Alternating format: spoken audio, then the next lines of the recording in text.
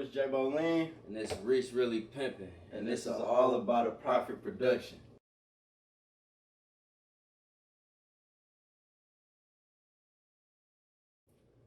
What inspired me to do music? Simply looking back on it, it was like the only place I could truly express myself and really not even feel like I'm being judged directly or get the feedback. It helped me filter out a lot of stuff.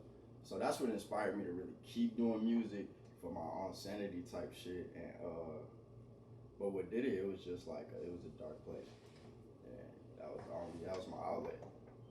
So after that, I was green, and that's why I do it every day. And then like looking back on it, you see your growth firsthand. You see how much you done grew. You hear how much you done grew, and so then that's what just inspired me to keep on going and just stay focused on the path. Well, really, what inspired me to do music is, I guess it's just the path I took. It was a different type of route than the normal, I guess. It wasn't a street nigga or a suburban nigga. It was kind of, in the middle type of thing. And not only that, it was two different areas of north and down south. So I got basically everything put in one. And that really inspired me to make music because I got a lot to talk about and I can talk about it in a lot of different ways.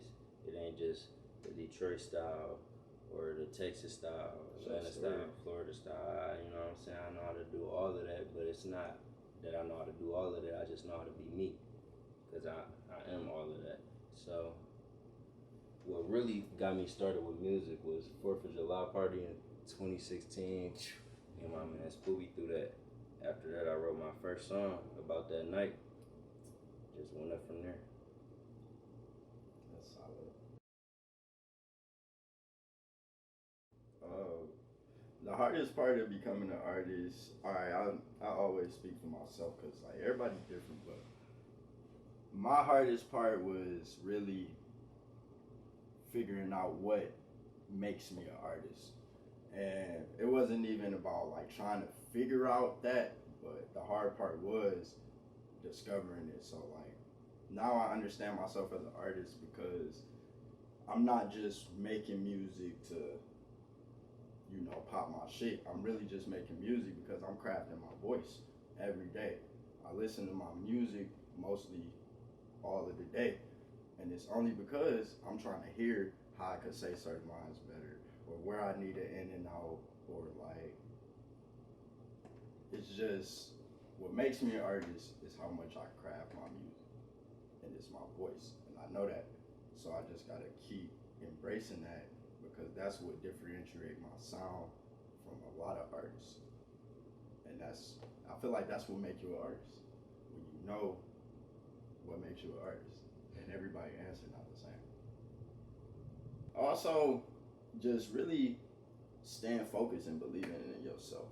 I don't want to say it's the hardest part because when you truly know that you're doing this shit and it's meant for you, you're gonna do it no matter what. You're gonna be stubborn on that fact, and but it's just really because I know a lot of people's heads can get clouded, especially as artists, because we take so much in, especially emotions. But really, just continuing to go down your path because you know this is your calling, you know that's your heart, and I feel like a lot of artists lose that, and that's when they start falling off.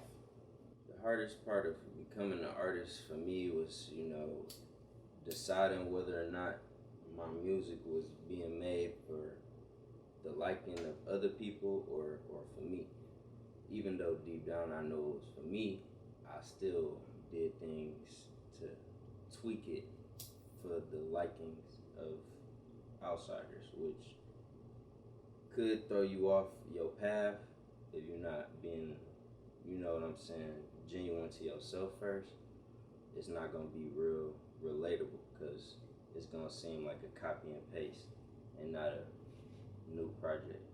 So that's the hardest part about becoming an artist for me, is being an artist within yourself and not a copy artist.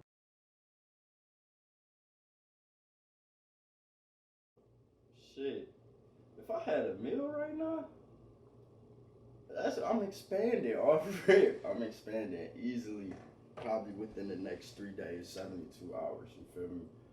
But like, yeah, if I had a meal, it'd be better quality of music. Even though the quality is already amazing, it's just gonna take me to the next level, and I'll start becoming way more than an artist. I have way more than just the artist label, and that's with business, media, whatever. I just started. It's just that's a lot of money for me to invest in myself. A million would affect me in a few different ways. I mean, craft wise, not really too much because I would be making the same real music that I make today. But it would speed up the process of getting it to you.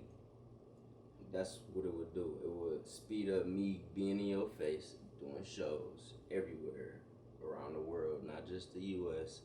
I'd be traveling a lot more, doing shows a lot more, and meeting new people, getting in new people's faces, putting my music in places that it might not be able to reach without that million. And that's about it.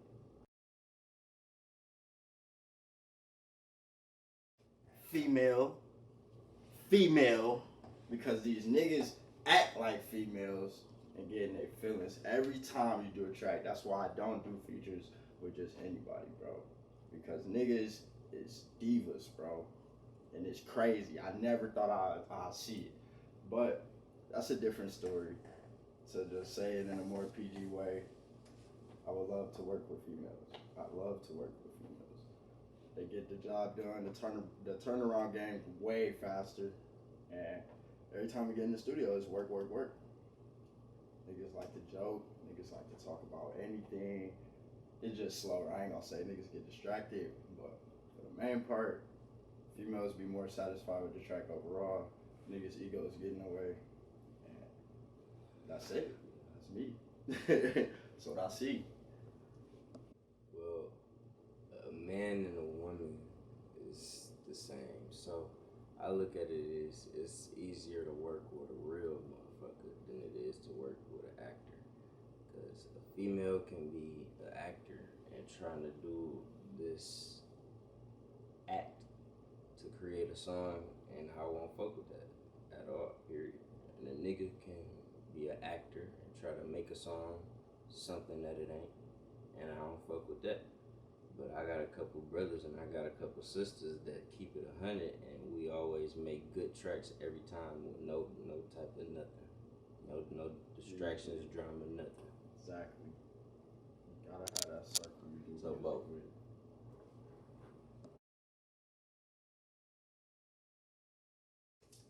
Man, I guess this would be like the answer. I think that was the first question when you asked what inspired me to do music.